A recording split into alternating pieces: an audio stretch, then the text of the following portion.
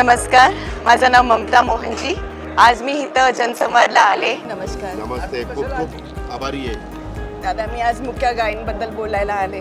काय बोलताय? सर, आपलं PCMC एवढं समृद्ध आहे, पण आपल्याला 100 गायी सांभाळता येत नाही.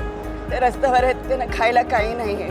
तर बारामतीमध्ये मी कोंडवाडा केला आली. इतकं सुंदर 20 गुंठे जागा, कंपाऊंड, त्यांना पाण्याच्या टाक्या, खायला गव्हाण आणि जरा शेड आणि काही झाडं लावली.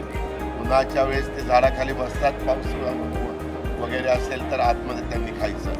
कोंडवाडा केला पाहिजे ना. इमर्जन्सी आहे, त्यांना बसायला जागा नाही, खायला जागा नाही. तसं नाही ताई, एक मिनिट, तुम्ही भावनिक होऊ नका.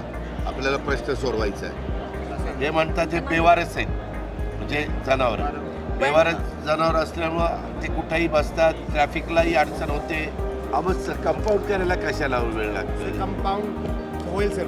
माझं म्हणणं आहे, करायचं म्हणणं तर शेखर सिंग 1 जानेवारीला तिथं ते सुरू करा नवीन वर्ष. कारण कलेक्टर आयुक्त असल्या गोष्टी आहेत ना, त्या थोड्याशा भावनिक असतात, लोकांना वाटतं, तर यांना टॉप प्रायोरिटी दिली पाहिजे. मॅडम आले सर, त्याच्यानंतरच आपण सगळं जमीन आणि याच्या सदर विषयाबाबत 1 जानेवारी 2026 पर्यंत कारवाई म्हणजे कारवाई करावी. कारवाई तेव्हा सुरुवात करावी. कारवाई करून सुरुवात करायला पाहिजे. घेतो आम्ही करून.